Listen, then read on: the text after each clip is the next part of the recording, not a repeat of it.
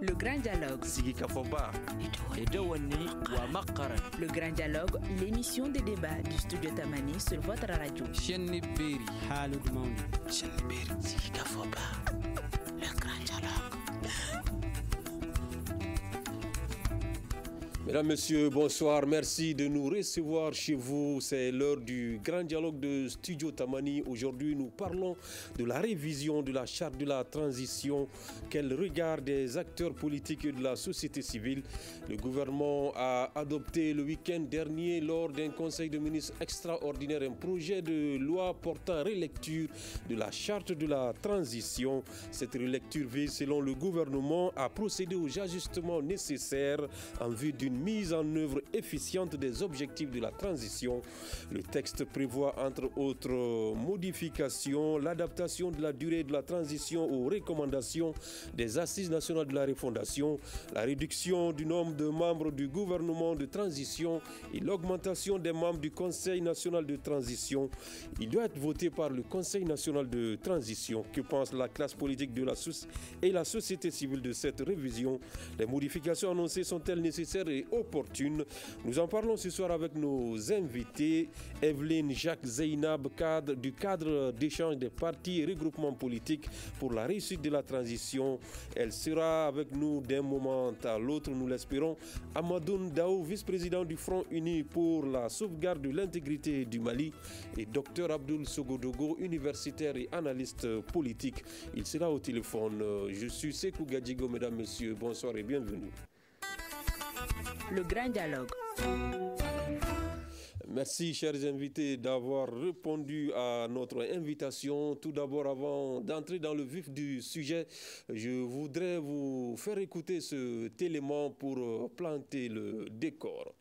C'est un travail qui devrait se faire en amont, déclare Djikiba Keïta, secrétaire général du Parina. Il regrette la non-implication des partis politiques et de la société civile dans les prises de décisions et dans les échanges avec la CEDEAO. On sait que les textes qui régissent la formation même du CNT ont été violés dès la base. Il y a beaucoup de non-dits. On apprend qu'ils écrivent à la CEDEAO, le peuple malien n'existe pas pour eux. On ne concepte pas les forces politiques, on ne concepte pas les partis politiques, ni la société civile. On attend de voir quel est le contenu et nous saurons réagir à temps. Mais nous rappelons qu'on peut tromper une partie du peuple tout le temps, mais on ne peut jamais tromper tout le peuple tout le temps. Pour Bakabini Keïta, politologue enseignant-chercheur, l'augmentation du nombre des membres du Conseil national de transition CNT permettra de favoriser l'entente entre les différentes parties. Ça répond à une demande d'inclusivité, à la fois des populations maliennes elles-mêmes, toutes les catégories confondues, mais aussi de ceux qui sont au pouvoir. Donc pour permettre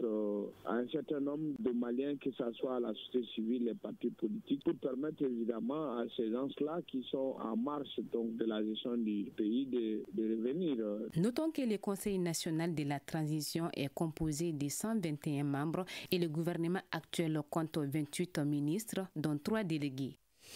Alors ça, c'était un papier qui résume la réaction d'un responsable du cadre des partis politiques, d'un responsable du Parina, Djikiba Keïta, et d'un politologue, Bakabini Keïta.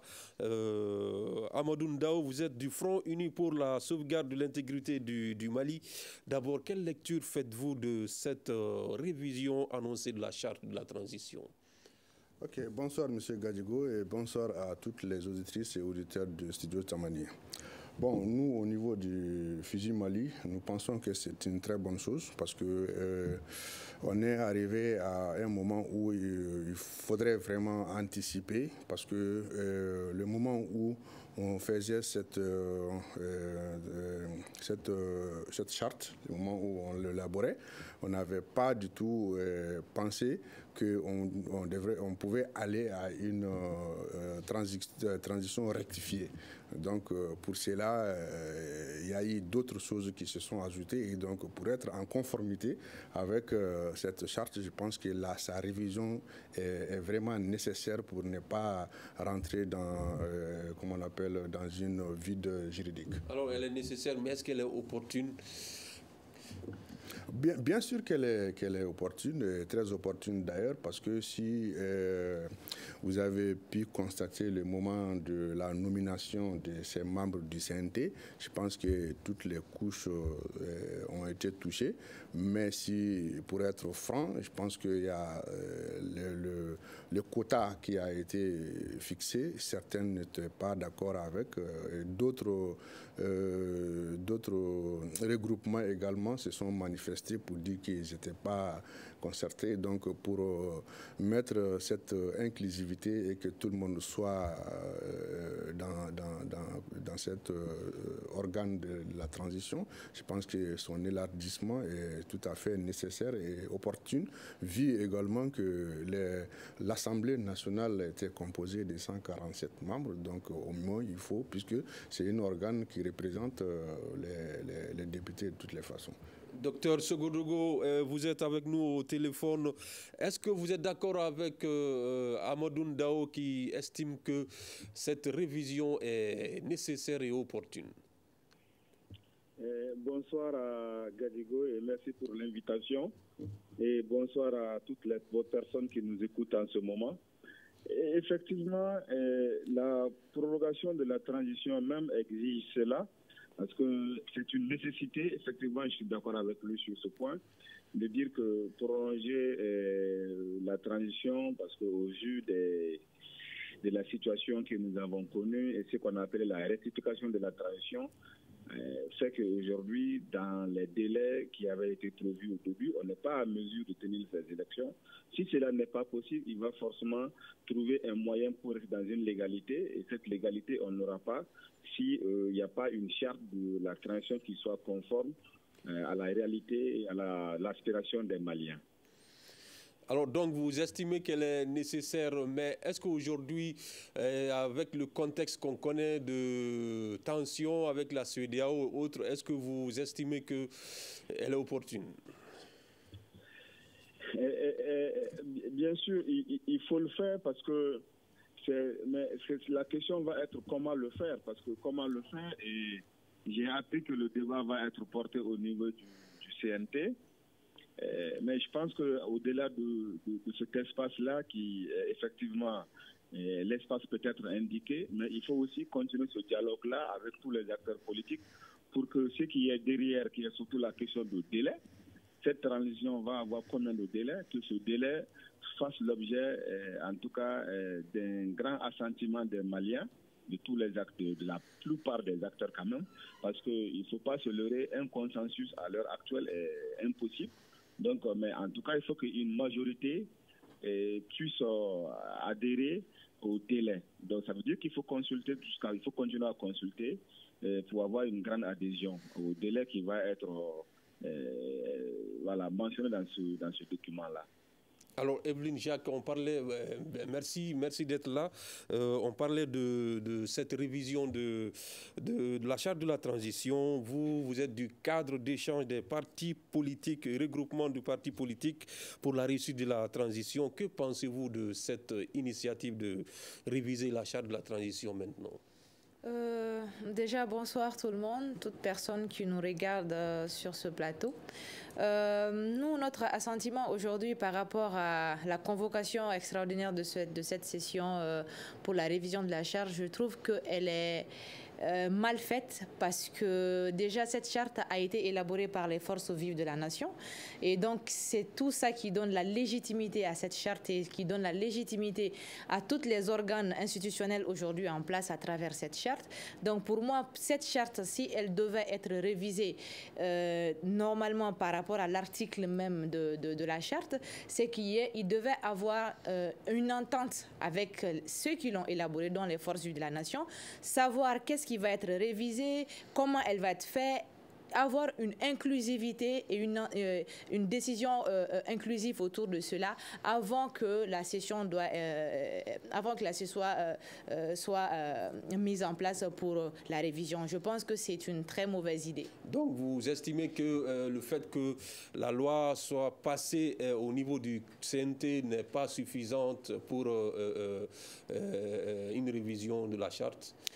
Non, elle n'est pas suffisante parce que le CNT même tire sa légitimité de cette charte. Mais c'est l'organe législatif de la transition. Exactement. Et c'est ce que je dis. Le CNT, en tant qu'organe législatif de la transition, tire sa légitimité de la charte. Et cette charte aussi tire sa légitimité des élaborateurs de la charte, qui est les forces vives de la nation.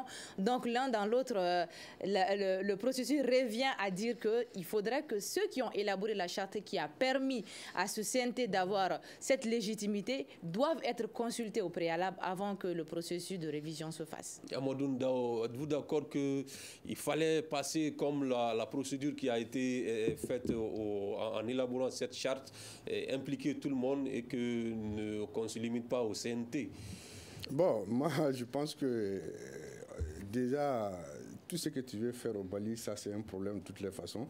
Il y aura toujours des pour et des contre.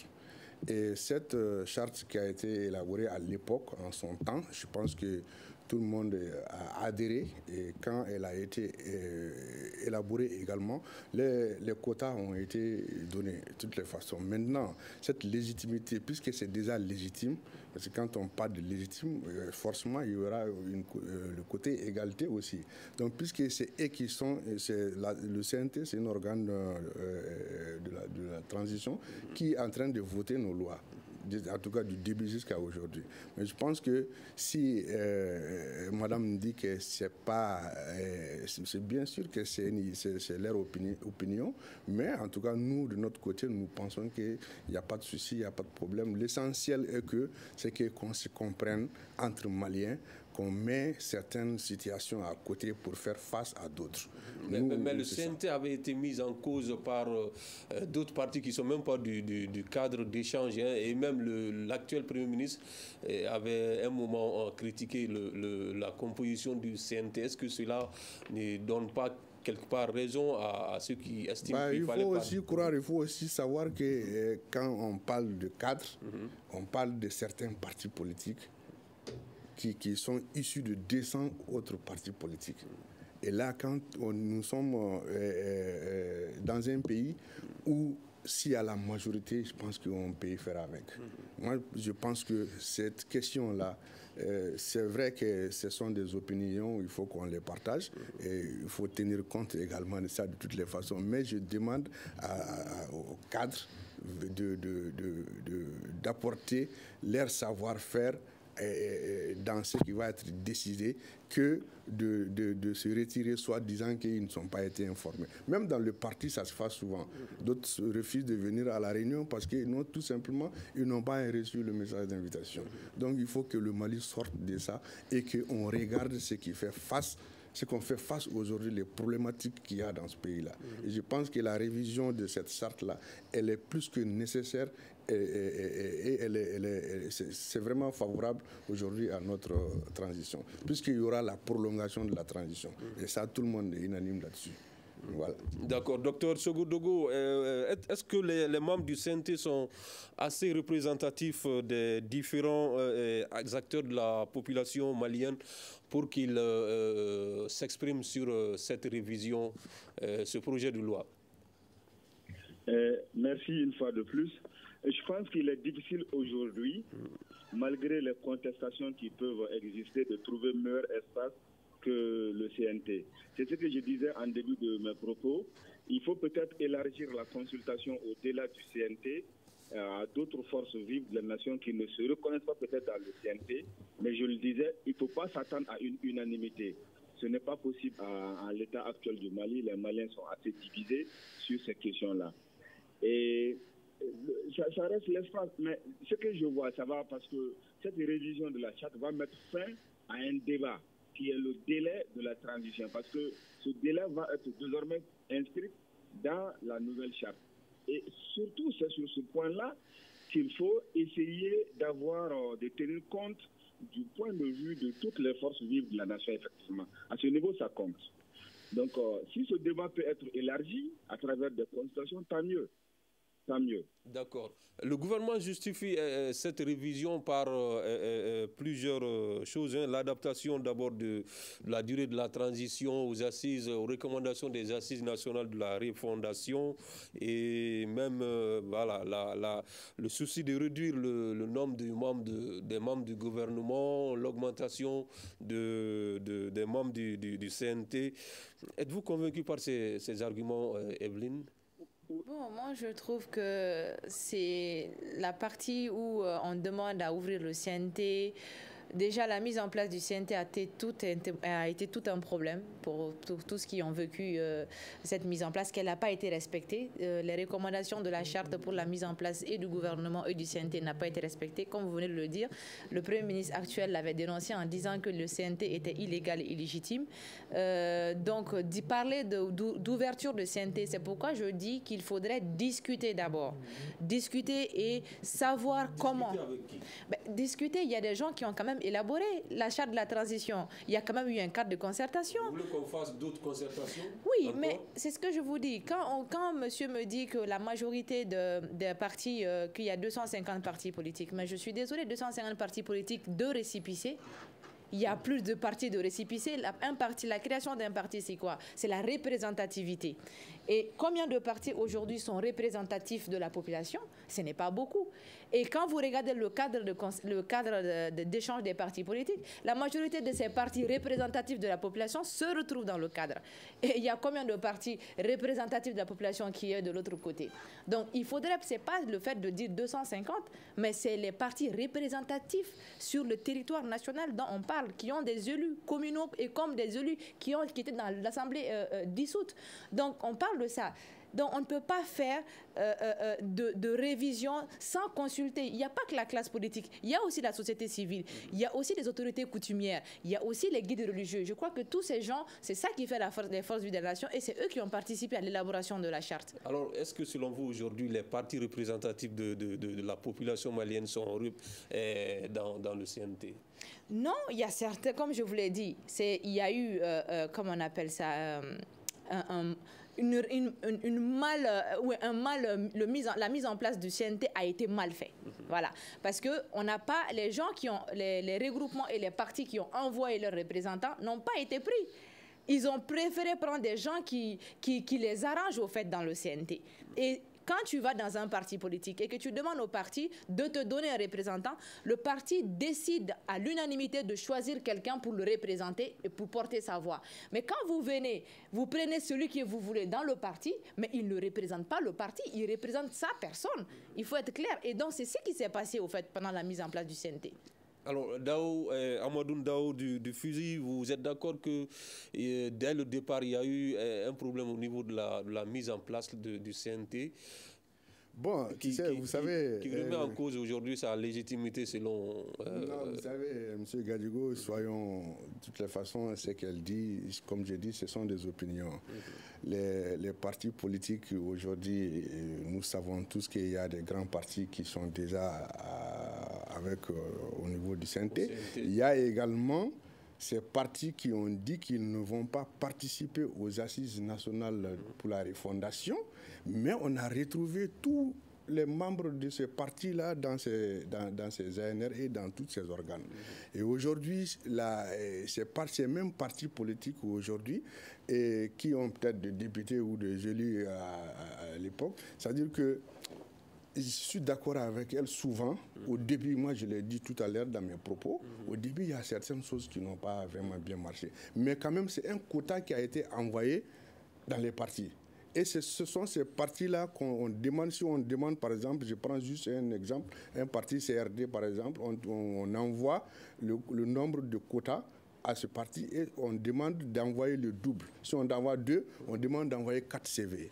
Et c'est parmi ces 4 CV-là qu'ils font le choix. Donc c'est le parti qui a envoyé ces éléments. Ce n'est pas un choix qui vient du membre du CNT. Mais moi, ce que j'ai dit seulement, concertation là. Les assises nationales de la refondation qu'on vient de terminer, qui a ressorti plus de 547 résolutions, je pense que ça peut légitimer également cette révision de la charte. parce que tout le monde se retrouvait dans ça, y compris les partis qui disent qu'ils ne sont pas, qui ne se reconnaissent pas dans les ANR. Alors l'une des motivations de cette révision, c'est l'adaptation de la durée de la transition aux recommandations de ces assises nationales de la refondation. Alors au niveau du fusil, est-ce que vous savez déjà combien de temps supplémentaire sera-t-il accordé à la transition? Bon, non, nous, au niveau... On avait proposé 6 mois à 5 ans. 6 mois à 5 ans. Nous, au niveau du fusil Mali, comme nous avons lancé une pétition à l'époque, où on a pu recueillir plus de 4 millions de signatures, on a demandé 2 ans. D'autres personnes ont demandé 3 ans, d'autres personnes ont demandé 5 ans. Maintenant, la charte, ça dit que ça va être un débat entre 6 mois et 5 ans. C'est la charte peut-être qui va définir. Mais de toutes les façons, il y a un travail qui est en cours, qui va être rendu peut-être public d'ici le 31 janvier. C'est à partir de là que toutes les résolutions des assises ont été prises en compte un à un et développées et de façon très claire pour que tout le monde comprenne également qu'est-ce qui a été retenu au niveau des ANR. Donc je dirais également que ce sont des probabilités que nous pouvons dire. Mais ce qui est sûr, au niveau de la révision, le poste du vice-président est à revoir et le nombre de membres du CNT aussi est à revoir et celui du gouvernement. Mais il n'y a pas le nombre fixe qui a été donné. Ce sont des débats qui seront ouverts.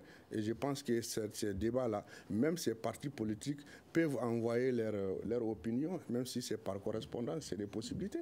Mais ça veut dire que le gouvernement va faire une proposition comme il l'a fait, ce qu'il a envoyé à la CEDEAO, faire une proposition, prendre 5 ans ou bien 3 ans ou 2 ans et puis soumettre ça au niveau du CNT. Mais moi, je pense que cela est clair. Le gouvernement a déjà fait, comment vous appelez, à travers le décret, les points qui doivent être discutés. Ça va être un débat au niveau du CNT. Ce n'est pas une demande express avec des chiffres ou avec des délais qui vont envoyer, mais ça sera un débat au niveau du CNT. Et nous pensons que les membres du CNT ils représentent également les Maliens. C'est ça. D'accord. Evelyne, la réduction de la taille du gouvernement et l'augmentation du nombre des membres du CNT, ça doit pouvoir apaiser les tensions quand même. Hein. C'est des mesures, si elles sont mises dans la nouvelle charte, ça devrait pouvoir apaiser les tensions entre certains partis et les autorités. Moi, je pense que ce n'est pas une question de partage de gâteau. Donc déjà, parce que quand vous dites que l'ouverture du CNT et la réduction du gouvernement va régler les problèmes, je suis désolée. C'est une question de l'État, de la gestion de l'État. C'est une question de ce qui fait de nous des hommes politiques, ce qui fait de nous des démocrates et des républicains. Donc ce n'est pas une question de poste de CNT. Mais est-ce que ce n'est pas plutôt dans le souci d'avoir plus d'inclusivité que certains demandent depuis un moment dans la gestion de la transition? Non, il y a le souci d'inclusivité, oui, mais je suis désolée, le M5 a demandé pourquoi le M5 est sorti le 5 janvier. Parce qu'ils ont trouvé que les décisions étaient pas inclusives et que le pouvoir était d'un seul côté. Vrai ou faux? Donc ça, c'est normal. L'inclusivité, dans toute chose, elle est demandée. Donc oui, on demande l'inclusivité, mais ce n'est pas une question de partage de gâteau. C'est une histoire de gestion de l'État. On parle du Mali. Et ce n'est pas une histoire de partage de gâteau. Quand le monsieur me dit qu'il faudrait envoyer nos correspondances par écrit, je suis désolée. Nous, on n'a pas participé aux assises, mais ceux certains qui ont participé aux assises, des partis qui ont participé, et non membres du cadre d'échange, je précise, ont dénoncé qu'il n'y a jamais eu cette discussion de 5 ans au niveau des assises, qu'il y a eu plutôt 6 à 12 mois. Et eux-mêmes, ils ont été surpris de voir que l'État est sorti avec une décision de 6 à 5 ans au niveau de la CEDEAO. Donc déjà, nous, on se dit, mais ceux-mêmes qui ont participé à ce ANR par bonne foi, même sont en train de dénoncer et pourtant ils ne sont pas avec nous. Mais vous voulez aussi qu'on vous envoie des documents. Ça veut dire que nous, on s'est dit qu'il y avait des documents déjà préétablis et qu'on a juste essayé de légitimer ces documents à travers ces assises. Sinon, le dialogue national, il s'est bien passé en 2019 et je crois qu'elle a traité presque toutes les thématiques que les assises ont traitées aussi. Donc je vois que pour nous, c'était une perte de temps et une perte de fonds. Mais est-ce qu'aujourd'hui, le fait de demander d'autres concertations pour pouvoir décider de la révision ou non de cette charte, est-ce que cela aussi n'est pas une perte de temps? Ce n'est pas de faire une concertation en tant que telle. Je ne demande pas d'organiser des assises ou une deuxième assise. Non, mais aujourd'hui, quand vous prenez les partis politiques, comme il dit 200 partis politiques, ces 200 partis politiques sont répartis aujourd'hui entre des regroupements politiques. Et au maximum, il n'y a que 7 regroupements politiques au Mali, en tout et pour tout, et quelques partis qui ne se retrouvent pas dans les regroupements aujourd'hui. Les autorités coutumiers, ils ont des chefs. La Récotrade, elle fait partie de ça. Ils ont un représentant. Pourquoi pas prendre les présidents? Quand tu es dans un regroupement, tu as les mêmes idées de ce regroupement. Aujourd'hui, le cadre d'échange, il y a des regroupements et des partis à l'intérieur. Il y a aussi des regroupements qui ne font pas partie du cadre d'échange. Pourquoi pas appeler les présidents de ces partis? Je parle du chef de l'État. Je ne parle de personne parce que c'est lui à qui on a donné notre confiance. Et c'est à qui on a donné... C'est lui qui a juré pour respecter les délais. Aujourd'hui, s'il y a un problème de prorogation, c'est lui qui doit appeler les gens pour discuter sincèrement et honnêtement de ce qui doit se faire. Je ne parle pas d'une discussion de monologue pour qu'ils appellent les gens et qu'ils disent ce qu'ils pensent et qu'ils demandent aux gens, bon, je crois que la science est levée, mais donner la parole aux gens de s'exprimer et de donner leur point de vue sur cette situation. D'accord. Docteur Sogodogo, alors nous n'avons pas encore le projet de texte proposé au CNT par le gouvernement, mais dans le communiqué du Conseil des ministres extraordinaire, ce sont ces modifications dont on parle, l'adaptation de la durée de la transition, également la réduction du nombre des membres du gouvernement et l'augmentation du CNT. Quelle autre modification pourrait-il y avoir dans cette nouvelle charte? Comme vous l'avez dit, il y a des choses qu'on peut imaginer, mais principalement ça reste sur ces points-là. Et ça reste principalement ces points, l'élargissement du CNT. Mais contrairement peut-être à beaucoup pensent qu'il va y avoir une restriction, une réduction du nombre de membres du gouvernement, moi je m'attends beaucoup plus à un élargissement aussi. Et cet élargissement, que ce soit du gouvernement ou du CNT, je pense que ça va contribuer à ce qui est toujours recherché, cette inclusivité. Oui. Parce que le degré de déchirure aujourd'hui, pour une bonne sortie de cette transition, demande plus d'inclusivité. N'est-ce pas? Et je pense que peut-être que ça peut être l'occasion aussi de repréciser certaines missions, notamment la question électorale, parce que j'ai vu aussi qu'il y a une loi électorale qui va être, ce que j'ai entendu des médias, qu'il y a une loi électorale qui va être soumise au CNT. Je pense que c'est aussi l'un des points qui divise aujourd'hui. Et on attend aussi la question sur la relecture de la loi qui encadre les partis politiques. Et voilà, là, je pense que le débat autour de ces questions va permettre de donner une position encore plus claire à tous les acteurs. Tout à fait. Par rapport au nombre de membres du gouvernement, je précise que le gouvernement dit la suppression du nombre de membres du gouvernement. Ça pourrait ne pas dire forcément une réduction. Oui, justement, je pense qu'il va y avoir un élargissement. On va dépasser le nombre actuel. Et voilà, j'entends parfois dire qu'on pourrait aller jusqu'à 40. Voilà. Et donc, pour plus d'inclusivité, ce qui est recherché à ce niveau, c'est l'inclusivité, essayer d'impliquer d'autres acteurs qui ne le sont pas aujourd'hui, pour que chacun puisse voir ses soucis pris en charge. Mais est-ce que ce ne serait pas une sorte de partage du gâteau, comme le disait Evelyne, si on doit élargir le gouvernement et le CNT? Je respecte beaucoup Evelyne. Je veux juste dire que les faits peuvent être analysés et vus de différentes façons. Et actuellement, il n'y a pas un parti politique qui dirige le pays. Ça veut dire qu'en théorie politique, il n'y a pas une opposition. Parce que dans une transition, c'est une période de vide politique d'une certaine façon. Donc, personne ne peut se dire aujourd'hui, moi je suis la majorité et moi je suis l'opposition.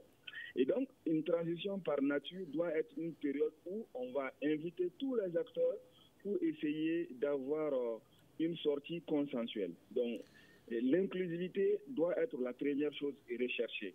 Et la seconde, c'est d'engager toutes les réformes que généralement un parti au pouvoir aurait du mal à faire passer.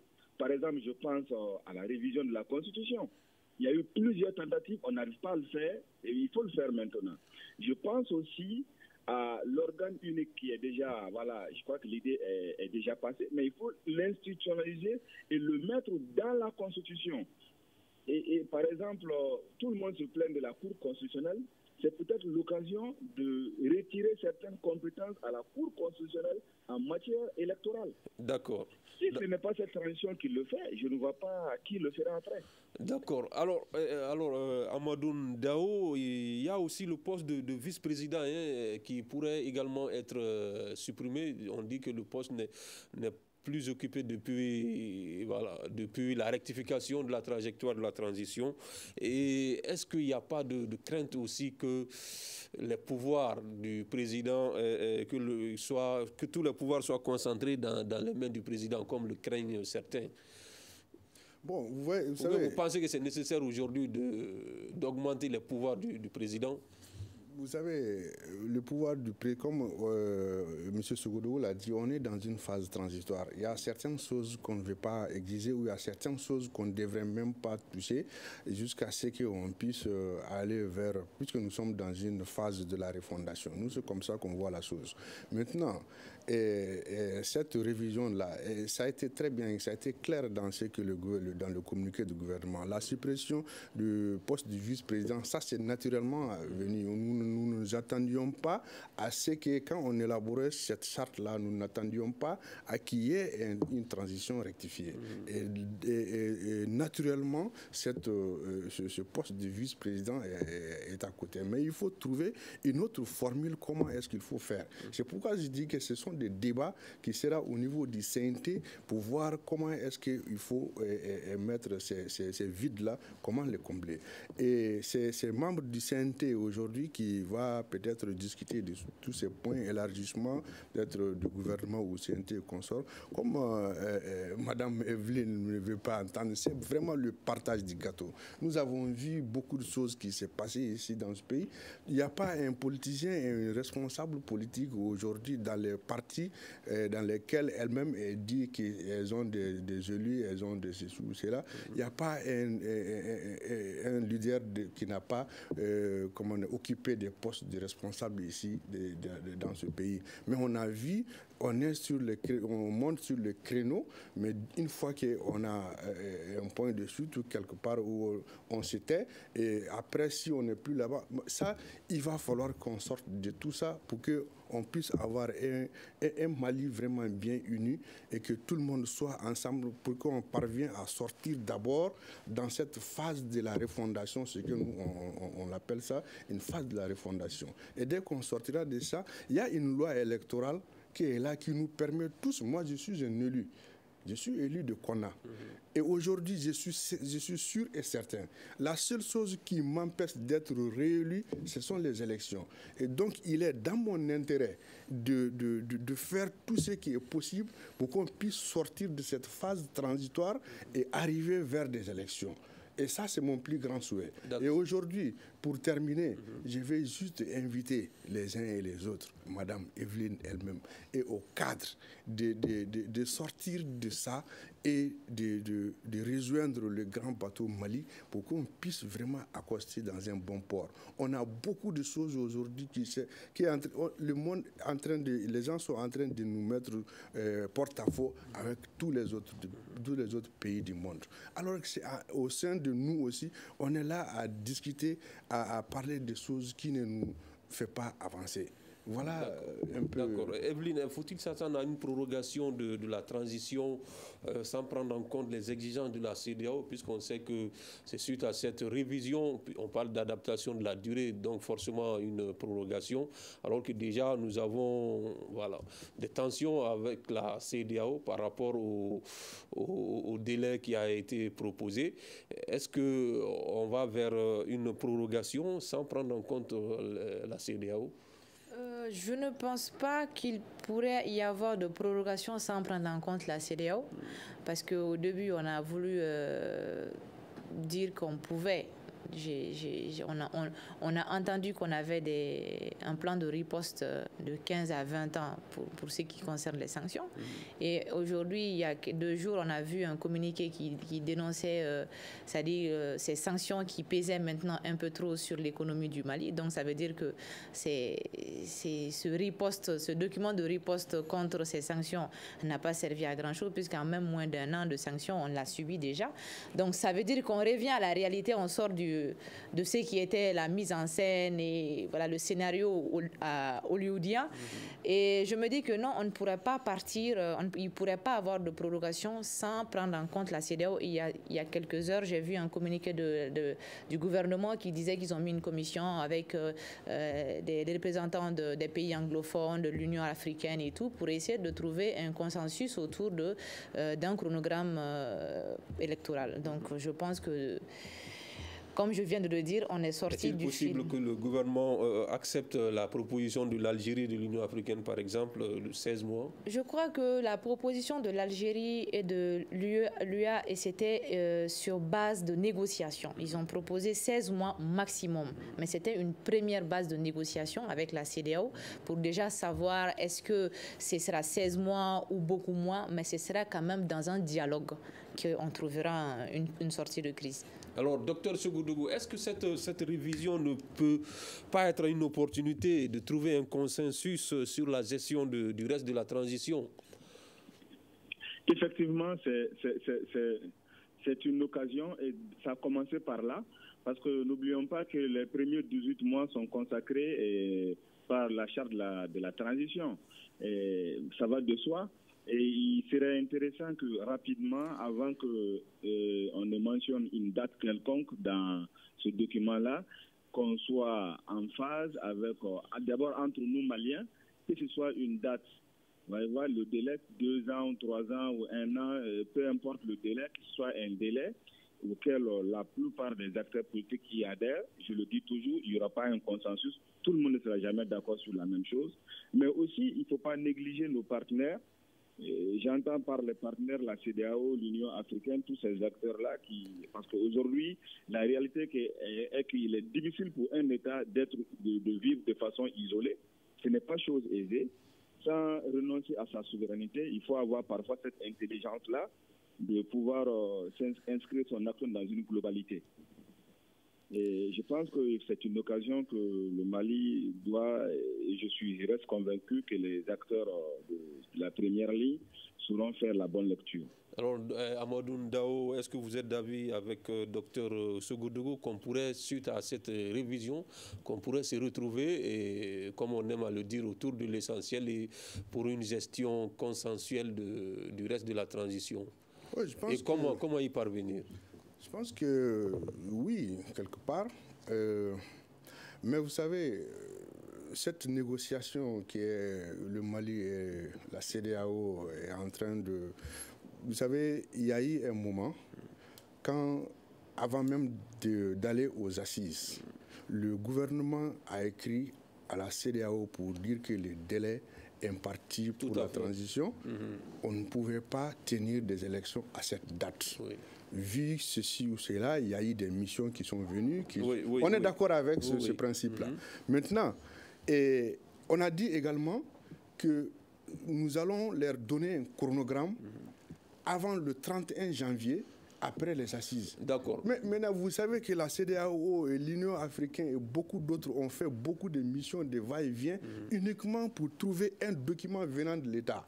C'est en faisant ce forcing-là que l'État a donné ce chronogramme dont vous avez vu entre 6 mois et 5 ans. Alors, et je vous dis, et dès qu'ils ont reçu ce document, il était prévu de tenir une réunion le 15 décembre avant de se prononcer sur les sanctions. Et ils ont ramené cette rencontre-là. Puisqu'on est pris par le temps, puisque déjà il y a un désaccord avec la CEDEAO par rapport au chronogramme, aujourd'hui, est-ce que vous estimez qu'il faut se passer, il faut aller à la prorogation, décider nous-mêmes un délai et se passer de la CEDEAO, ou bien il faut reprendre le dialogue avec la CEDEAO? On ne va pas se passer de la CEDEAO, parce que la CEDEAO, c'est une association, on est en phase de dialogue. Il faut prendre en compte ces exigences. Ce qu'ils avaient refusé avant, là, c'est ce qui est en train de se faire maintenant.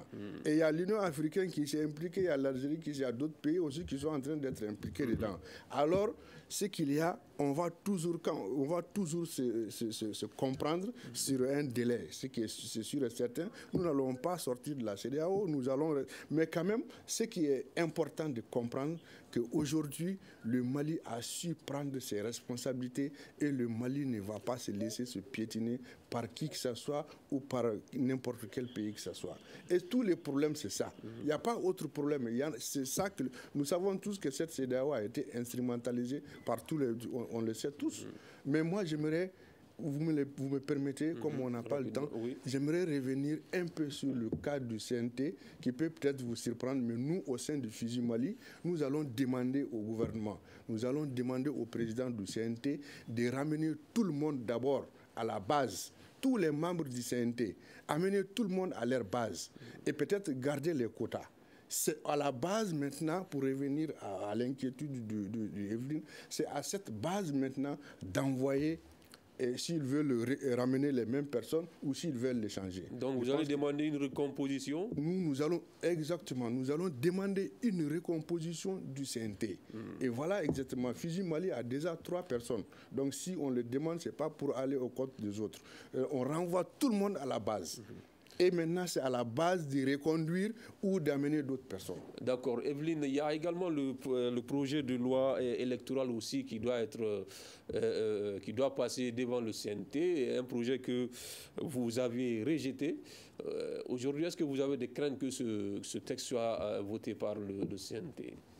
Oui, parce que déjà, il y a, comme je viens de vous le dire, on a convoqué une session extraordinaire déjà sans préalable, donc sur certains sujets qui doit quand même être des sujets à débattre avant qu'elle ne passe dans le CNT et dans le projet de loi, parce que ce projet de loi, nous l'avons rejeté. Pourquoi? Parce qu'il y a déjà eu un cadre qui a regroupé tous les partis politiques, dont même ceux du M5 RFP avec le FSD et tout, ont participé avant la rectification de la transition. Avant la rectification, c'était en mois de mai 2021, et ça a été fait avec l'administration territoriale, qui est quand même le ministère de tutelle des partis politiques, et nous avons validé ce projet de loi électorale qui normalement devait faire passer au Conseil des ministres avant de revenir au CNT. Mais on a vu que quand le Premier ministre actuel est venu au gouvernement, il a proposé un autre projet de loi qui a été rejeté parce qu'il a amené des choses que nous n'avons pas acceptées, et ça fait partie de notre mémorandum. On a bien expliqué le pourquoi et le comment, c'est dans le mémorandum, et je crois que tous les autorités sont au courant du pourquoi nous avons rejeté. Nous voulons qu'on revienne sur ce qui avait été décidé ensemble avec tout le monde, et pas quand un Premier ministre vient et qu'il impose, non, moi je veux ajouter ça, moi je veux enlever ça, parce que là il sort de la majorité, il veut faire quelque chose avec certains et d'autres se sont retirés, alors qu'il y a un document où tout le monde a accepté. Donc je pense qu'il faut aller dans ce sens et de laisser ce projet de loi qui divise l'opinion. D'accord. Docteur Sogodougou, on a l'impression que malgré que le temps avance, nous pataugeons, ça ne bouge pas beaucoup, des divergences sur beaucoup de questions, projet de loi, révision de la charte. Que faut-il faire aujourd'hui pour trouver des solutions consensuelles pour qu'on puisse avancer avec le temps? Je vais encore me répéter. Le consensus, en tout cas moi je ne suis pas optimiste pour le consensus. Et à l'heure actuelle, c'est un jeu de majorité. Oui, mais si des acteurs importants de la scène politique, de la société civile sont divisés sur des questions importantes. Oui, c'est vrai que les gens sont divisés, il faut encourager le débat, mais à un moment donné, il faut arriver à décider. Parce qu'on ne peut pas débattre aussi de façon illimitée. Et aujourd'hui, nous sommes d'accord qu'il faut une loi électorale pour aller aux élections. Et voilà, l'organe indiqué en la matière, c'est l'organe législatif de la transition qui est le CNT. Bon, voilà. on n'a pas d'autre voie, malheureusement. On ne peut pas peut-être faire un référendum pour cela. Il y a aussi la charte des partis politiques qui doit être relue aussi. D'accord. Et je pense que voilà, c'est une loi qu'il faut faire passer au niveau du CNT. Ce que je disais, même si on peut reprocher des choses, malheureusement, il n'y a pas d'autre voie, il n'y a pas d'autres canaux aujourd'hui. Et c'est que la seule chose que les gouvernants peuvent faire, c'est d'encourager toujours le dialogue pour ramener ceux qui ont des griefs ou encore qui ont des... D'accord, cela est bien compris. Encourager le dialogue, c'est sur ces mots que prend fin ce grand dialogue d'aujourd'hui qui parlait de la révision annoncée de la charte de la transition. Quel est le regard des acteurs politiques et de la société civile sur la question? Nos invités étaient Evelyne Jacques Zeynab, présidente de la jeunesse du cadre d'échange des partis regroupement politique pour la réussite de la transition, Amadou Ndao, vice-président du Front Uni pour la sauvegarde de l'intégrité du Mali, et Dr Abdoul Sogodogo, universitaire et analyste politique. Il était au téléphone. Cette émission a été mise en onde par Salim Diouara. À la régie vidéo, il y avait Mamadi Keïta. Merci à toutes et à tous. Sekou Gadjigo vous l'a présenté. On se donne rendez-vous demain pour un autre numéro du Grand Dialogue. Le Grand Dialogue. Le Grand Dialogue, l'émission de débat du studio Tamani sur votre radio.